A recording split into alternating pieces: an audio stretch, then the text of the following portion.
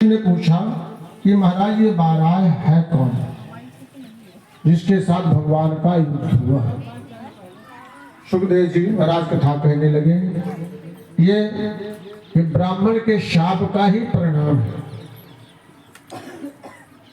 जिनको राक्षस योनि की प्राप्ति हुई। राजा परीक्षित ने पूछा, महाराज ये कौन थे, कैसी गलती की जो ब्राह्मणों के शाप के द्वारा शापित किए गए। सुखदेव जी कहते लीला कहते कहते निर्णय लगे शिष्ट वर्णन में कि जब ब्रह्मा जी को आदेशित किया गया, जैसे मैंने उस टाइम बताया था कि ब्रह्मा जी ने पहले ही भगवान का पहला अवतार है कुमारों के रूप में, सनत सनंदन और सनत कुमार। ये ब्रह्मा जी के प्रथम मानस पुत्र हैं और भगवान के प्रथम अवतारी हैं। द्वितीय अवतार भगवान का 12 है। बताओ आपको तो उस समय जब सनत कुमार जी महाराज, एक आज भी इनकी आयु 5 वर्ष की ही है। नारद जी महाराज वीणा बजाते हुए हरिनारायण कहते हैं और सनत कुमार लोग भगवान का भजन करते हैं। कैसे? हरि शरणम हरि शरणम हरि शरणम हरि शरणम हरि शरणम हरि शरणम हरि शरणम हरि शरणम हरि शरणम हरि शरणम हरि शरणम हरि शरणम हरि शरणम हरि शरणम हरि शरणम हरि शरणम प्रभु शरणम प्रभु शरणम प्रभु शरणम प्रभु शरणम प्रभु शरणम प्रभु शरणम प्रभु शरणम प्रभु शरणम हरि शरणम हरि शरणम हरि शरणम हरि शरणम हरि शरणम हरि शरणम हरि शरणम हरि शरणम प्रभु शरणम प्रभु शरणम प्रभु शरणम प्रभु शरणम प्रभु शरणम प्रभु शरणम प्रभु शरणम प्रभु शरणम भगवान सच्चिदानंद भगवान की जय हो। ये भगवान के प्रथम अवतार है, शरण और सुंदर सनत कुमार और ब्रह्मा जी के प्रथम मानस पुत्र है। एक बार ये घूमते घूमते कहीं जा रहे थे, इनके मन में हुआ कि चलो भगवान के दर्शन हो जाए। ये भगवान की अवतारी, इनका मन ही इनकी गति है। जहां इनका मन दौड़ता है तहां इनका शरीर चला जाता है। मन में हुआ भगवान के धाम, पहुंच गए भगवान के धाम। मगर इनके द्वार पे 2 पहरेदार लगे थे, एक का नाम था जय और एक का नाम था विजय। अब ये 5 वर्ष के बालक दंड कमंडल लिए, केवल कोपीन धारण किए। द्वारपालों ने उनको रोक दिया, नहीं जा सकते। बोले हम तो पहली बार नहीं आए, आते जाते रहते हैं, कभी आज तक ऐसा रोक टोक नहीं है। कौन सा नियम, नया नियम ना लागू हो गया। द्वारपालों ने कहा कुछ भी हो, प्रभु का आदेश है कि कोई नहीं आ सकता। ऐसा तो कोई बिल्कुल आदेश नहीं है। हम तो एक बार हजारों बार लोग आए।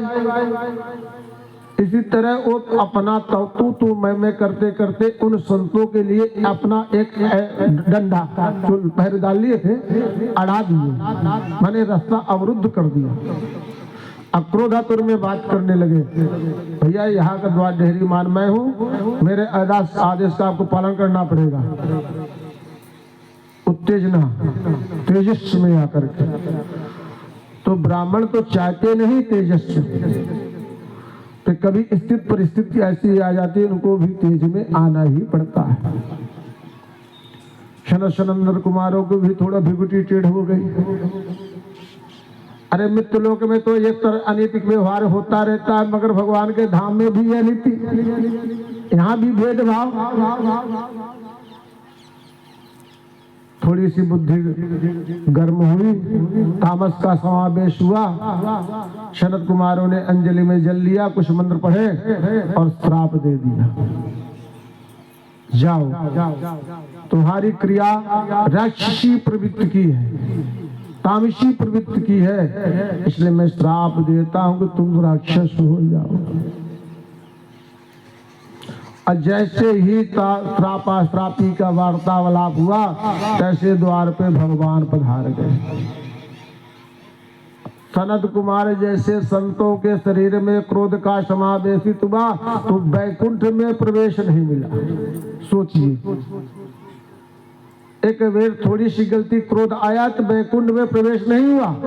भगवान भले दर्शन देने के लिए द्वार पे आ गए।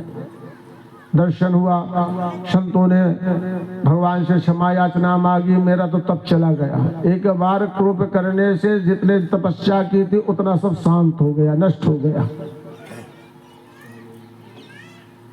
धर्मराज युधिष्ठिर ने केवल एक बार झूठ बोला तो यमपुरी जाना पड़ा। एक बार झूठ बोला तो यमपुरी के दर्शन करने पड़े। और हम लोग कल्पना करें कितना दिन भर में झूठ बोलते हैं तो कहां कहां जाएंगे। एक बार संत ने क्रोध किया तो वैकुंठ का द्वार नहीं बंद हो गया, भगवान के दर्शन हो गए, वैकुंठ में प्रवेश नहीं हुआ। हम लोग दिन भर क्रोध करते हैं, कौन से लोक में जाएंगे भैया, भगवान ही जाने।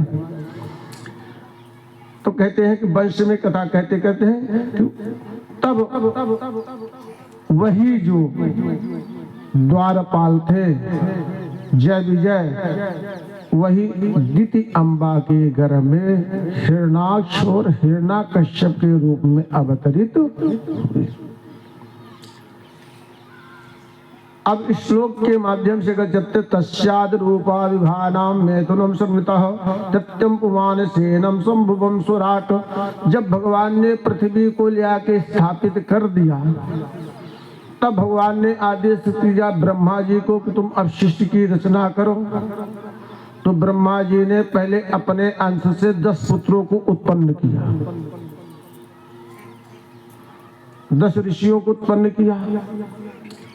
फिर इसके बाद उन्होंने एक लड़की की उत्पत्ति की, संध्या।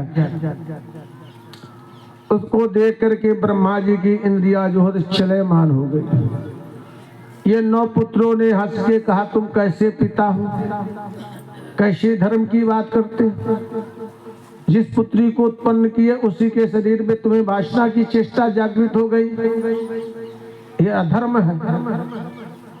उन पुत्रों की वाणी को सुनकर ब्रह्मा जी ने अपने शरीर की विभक्ति कर दी, शरीर छोड़ दिया। उसमें से 2 भाग उत्पन्न हुए, एक स्त्री और एक पुरुष। स्त्री का, पुरुष का नाम मनु था और स्त्री का नाम हुआ शतरूपा। उस स्त्री के द्वारा ही, मन शतरूपा के द्वारा ही ये हमारी सृष्टि जो हम लोग आज प्रचलित है, उन्हीं के द्वारा ही उत्पन्न की गई। कथाकार लेखक सुखदेव जी ने कहा, इत्तेनाम सातिक्षम रूपानाम मैसुत महात्मनः तथा मैथुन धर्मेण्यम प्रजाये त्वादभुवित। वहीं से मैथुन शिष्ट का संचालन व्यवस्था प्रारंभ हुआ। प्रीवतोत्तान पादो त्रिकन्यका भारत। उन शतरूपा जी के द्वारा 2 पुत्र और 3 कन्याएं उत्पन्न हुई, जिससे ये हमारा भूभाग पूरा भर गया। पुत्र का नाम था प्रियव्रत, एक का नाम था उत्तानपाद। जिसको व्रत ही प्रिय हो, अब इसको समझिएगा, जिसको व्रत ही प्रिय है। आज हमारे घर में खूब व्रत होता है, घर घर में व्रत होता है। एक तो नया व्रत अब 2-4 साल से गांवों में फैल गया है, यह मर्च। अब बड़ा खतरनाक मर्च है। कौन वाला? करवा चौथ वाला। जहां आबा करवा चौथ, तहां 1 महीना पहले से जीवा था थोड़े लागत वाले, पहले नहीं रहा। ये अबे आबा फैला। ये संतान सप्तमी हर छठी रहे पहले से, ये करवा चौथ और खतरनाक आएगा। तो व्रत माने होता है क्या? संकल्प। व्रत माने होता है संकल्प। हम संकल्प करें कि 7 दिन पर्यंत जो हमने अपने शरीर व्यवहार से जो अनैतिक कर्म किए हैं, पाप कर्म किए हैं, हे भगवान अब ऐसी बुद्धि सद्बुद्धि देना कि अब हमसे ये आगे आने वाले 7 दिन में ये सब गलतियां ना हो। ये है व्रत। या नहीं कि गलती करें, सत्यनारायण कथा सुनन, पंडित जी को बुलाए कि दक्षिणा दे दिए, फिर डबल गलती करे लागा। उसका ये प्रायश्चित नहीं है। व्रत माने होता है संकल्प। तो एक बेटे का संकल्प था कि हम आगे ऐसा करेंगे। तो सबने संकल्प के मात में इस पृथ्वी को 7 भागों में विभक्त कर दिया। अपने रथ से इस पृथ्वी को 7 भागों में विभक्त कर दिया, संकल्प करके। और दूसरे पुत्र का नाम था उत्तानपाद। आज हम सब लोग उत्तानपाद, उच्च पद की कामना, कोहू भू में नहीं बैठे चाहे, तब तो कुर्सी चाहिए। एक बेटा था व्रत संकल्प, और दूसरा था उच्च पद की कामना। 3 कन्या भारता, 3 कन्याएं थी। अक्रूत देवहूतिश्चा प्रतुष्योत्तम। एक का नाम था अक्रूत, एक का नाम था प्रसूत, और एक का नाम था देवभूति। अक्रूति रुचितो कंदर्पो करवदानां शुद्ध मध्यमः, दक्षाया प्रसूति चायत्यारितम जगतः। अक्रूति जो थी रुच प्रजापति को ब्याही गई थी। देवहूति जो थी करदम ऋषि को ब्याही गई थी। अप्रसूति जी थी तो दक्ष प्रजापति को ब्याही गई थी। अपूर्णतम जगत, उन्हीं के वंश से ही पूरा ये जगत भर चुका। इतना कथा कह के सुखदेव जी महाराज उन्हें राजा परीक्षित से कहते हैं, सभ्यम वाचो बदितम रेनम पुण्यानम मे निपः, भोयम प्रक्षामि कौरवेनम वासुदेवो कथामृति विदुरो वाचो। देखिए ये कथा कई जगह चल रही है। उधर सुखदेव जी राजा परीक्षित को सुना रहे हैं, इधर विदुर जी महाराज मैत्रेय जी से कथा सुन रहे हैं। उधर शौनक ऋषि जी महाराज सूति जी से कथा सुन रहे हैं। एक कथा 3-4 जगह चल रही, तो इसमें अलग अलग सबके प्रसंग हैं। तो यहाँ पे जो प्रसंग आ रहा है तो विदुर जी मैत्रेय जी से प्रश्न करते हैं, वही प्रश्न सुखदेव जी से राजा परीक्षित जी कर रहे हैं। काव्य संभुतम सम्राटो विप्रो पुत्रादि शंभुवः, प्रतिलभ्यम प्रिया पत्नी चकार ततो मुने, शरितम च राजेन राजानानां सत्तमा, भूयो सध्याधानानां विगशेनाश्रुमेहसः। श्री कृष्णाय नमः। इदं ब्रवाणां विदुरं विनीतं, सहस्रशिरसा चरणोपराधनं, प्रहष्टरोमा भगवत कथायां, प्राणायमानो मुनिश्रेष्ठतः।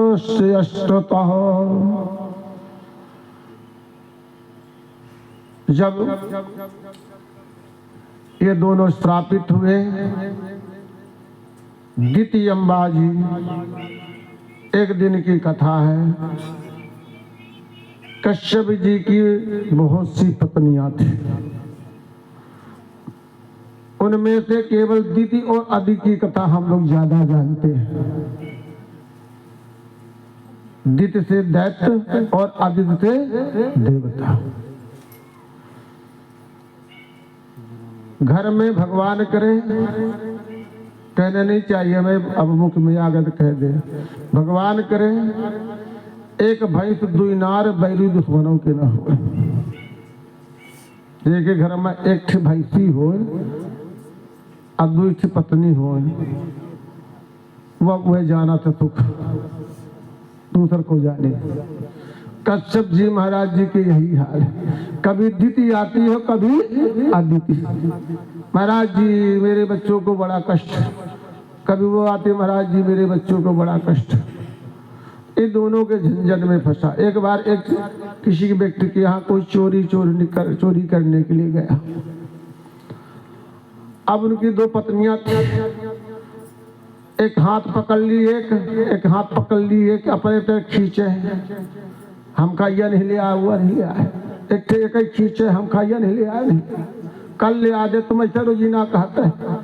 खींचा तानी मची रहा है, कोनो टकरी खींचे, कोनो हाथ खींचे, और चिल्ला के कल ले आ दे।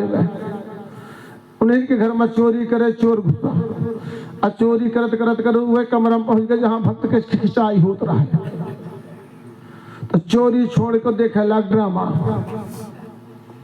जब हंसी आवत का रुकत, हंसा तो फंसा, हंसी आएगा तो फंस गए। चोर चोर चोर। अब राजा के सभा में पेश है। राजा कहें कि हम ऐसा दंड दूंगा जीवन भर याद करोगे। तुम्हें लज्जा नहीं आती? सभ्यांत व्यक्ति के घर में चोरी करते हुए हाथ जोड़ के खड़ा हो कहा, महाराज मुझे सब सजा मंजूर है, मगर यह सजा ना दे दो जो भाई साहब का मिली। यह भर सजा हम खाना दे कि एक जने टांग पकड़ खींचती है, जने हाथ, वह सजा ना दे, बाकी वो सजा हम खाना मंजूर है। उसी तरह कश्यप जी महाराज की स्थिति। एक दिन दिति अंबाजी संध्या के समय अपने सोत के बच्चों को राजसुख देखते नहीं बना, महाराज कश्यप की आश्रम में जाकर के उनसे विनय करने लगी, महाराज मैं भी आपकी पत्नी हूँ, मेरी भी मनोकामना आप पूर्ण करो, मुझे भी ऐसी संतान दो जो देवताओं के ऊपर विजय प्राप्त करके सुख समृद्धि की प्राप्ति करें। बेचारे जीवन भर कंदराव में जीवन यापन कर रहे हैं। तब उन्होंने कहा, देवी शांत हो जाओ, मैं तुम्हारी निश्चित आवश्यकता की पूर्ति करूंगा, क्योंकि इस समय बेला जो है गोधूली बेला है, इस संध्या उपासना की क्रिया करने की बेला है। संध्या के समय, दिन बूढ़त के समय, गोधूली बेला के समय मनुष्य को कुछ कर्म नहीं करना चाहिए। क्या इकट्ठे बता दी, बहुत तो नहीं जाना, हम कहे इकट्ठे है। संध्या के समय भोजन नहीं करना चाहिए, संध्या के समय शयन नहीं करना चाहिए, संध्या के समय पर स्वाध्याय नहीं करनी चाहिए, संध्या के समय पूजा करनी चाहिए, पढ़ना नहीं चाहिए, संध्या के समय मैथुन क्रिया नहीं करनी चाहिए। बहुत कश्यप ऋषि ने वेद वेदांत के शब्द से समझाए, मगर दिति अम्बा के समझ में बिल्कुल नहीं आया। उसको तो अपने सौतों के पुत्रों के सुख का दुख था, और काम की इंद्रियां इतनी प्रबल हो चुकी थी कि उसको कुछ भाव नहीं था, ऋतु का समय का भान नहीं था। कथाकार तो बड़ी भारी बात लिखी, अंत में कश्यप ऋषि ने बहुत समझाया, मगर उसने उनकी एक बात की परवाह न करते उनके साथ उन्होंने समागम किया। जब संग हुआ, इंद्रिया शिथिल हो गई, तब उन्होंने पूछा, महाराज जी इस बेला में क्रिया करने से कैसी संतान की प्राप्ति होती है? कश्यप ऋषि ने कहा, संतान की बात को बाद में पूछो, पहले गोधूली बेला का समय, इस समय भगवान शंकर के गण विचरण करते हैं, कहीं उनकी अगर दृष्टि पड़ गई तो अनर्थ हो जाएगा, गर्भ ये नष्ट भी हो सकता है। द्वितीय अम्बा ने कहा, शंकर जी की चिंता छोड़ दीजिए, शंकर जी की चिंता छोड़िए। ये बताइए कि आपके द्वारा जो संतति गर्भाश्य रखा गया, इसका फल क्या होगा? उन्होंने कहा, बड़े राक्षसी होंगे, बड़े अक्रूर स्वभाव वाले होंगे।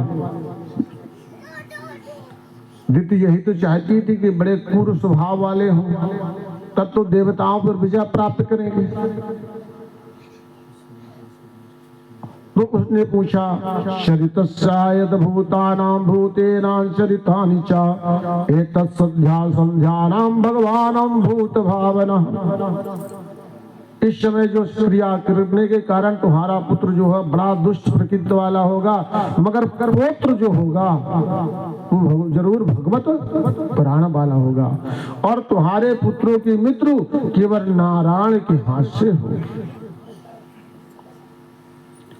दित्य ने कहा, ये तो बड़ी बढ़िया है, जिसको मार भगवान जिसको मारने के लिए अवतरित होंगे, ये तो बड़ी सौभाग्य की बात है। इस तरह गर्भ को स्थापित कर करके द्वितीय अम्बा जी अपने आश्रम में समय बिताने लगी। समय बीता। सुखदेव जी कहते हैं, उनके अपने गर्भ में 100 वर्ष तक उन पुत्रों को गर्भाधान किए रखा। उनके गर्भ में रहने के कारण सूर्य की प्रकाश जुगनू की तरह प्रकाशित होने लगी, प्रकृति में विघटन होने लगा। सब देवता लोग ब्रह्मा जी के पास जाकर कहने लगे, महाराज ये क्या है? उन्होंने बताया कि दित्य के गर्भ में जो ज्वाला पुत्र गर्भ में है, उनके प्रभाव से ये प्रकृति में विघटन हो रहा है। सब देवता लोग जाके कश्यप ऋषि से अनुनय विनय किया। कश्यप ऋषि ने जाकर के दित्य से कहा, तब जाकर के उन्होंने उन पुत्रों को जन्म दिया।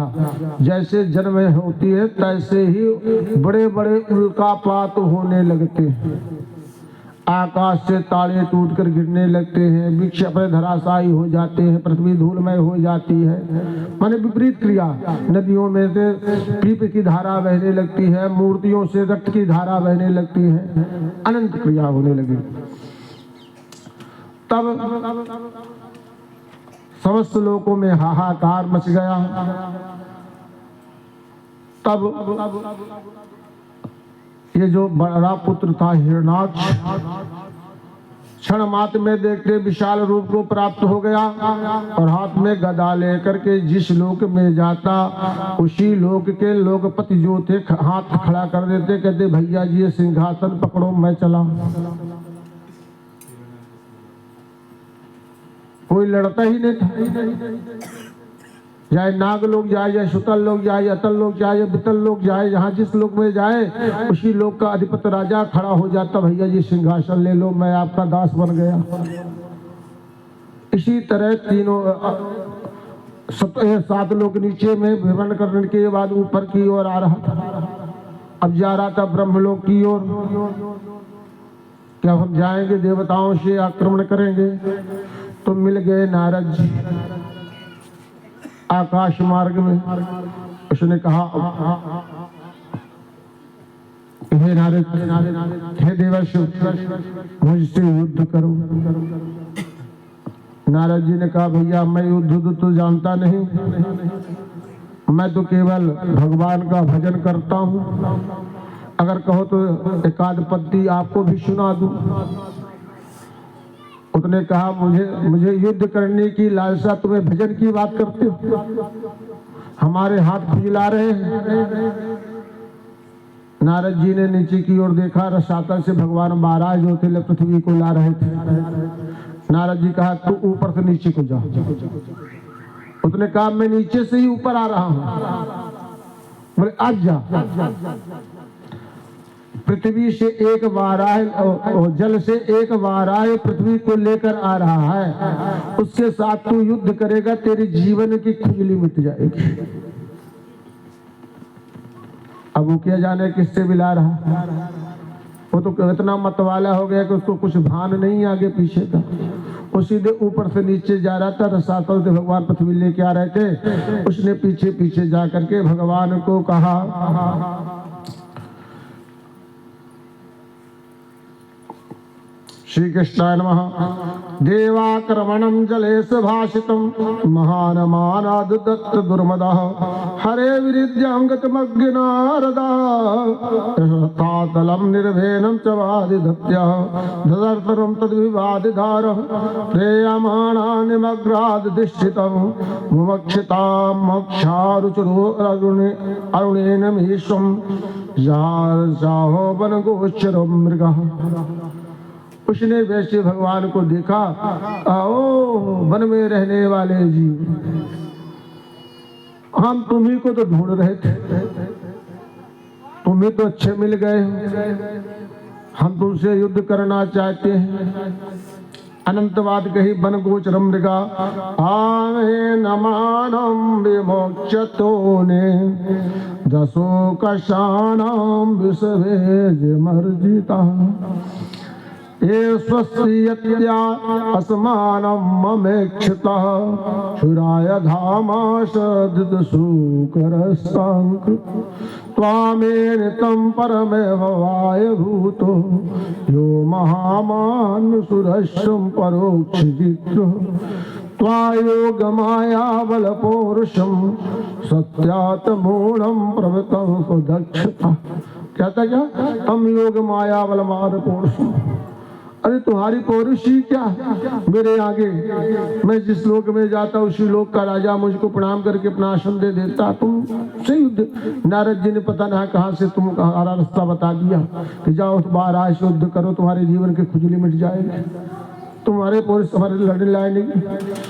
इस तरह अनेक कटु वचन कहता जाता, भगवान सीधे कुछ उत्तर न देते, और जैसे ही जल के ऊपर ला करके पृथ्वी को स्थापित किया, तैसो पीछा करते हुए आ रहा था। भगवान ने कहा, सत्यम वरम में वन गोचरो मृगः यन्या मृगे नाम ग्राम सिंहेन नामित्युपासापमुख्यस्य वीरम किमंथना तत्गृहवान भद्रवस्तु। भैया आप ठीक कह रहे हो, वन में रहने वाला मैं वन गोचर हूँ, वन का जीव, मगर तुम जैसे मैं ग्राम सिंहों को ही ढूंढ रहा हूँ। वन गोचर माने वाराह, वन में रहने वाले जीव। अग्राम सिंह, ग्राम सिंह किसको कहते हैं? ग्राम सिंह कहलाता है कुत्ता,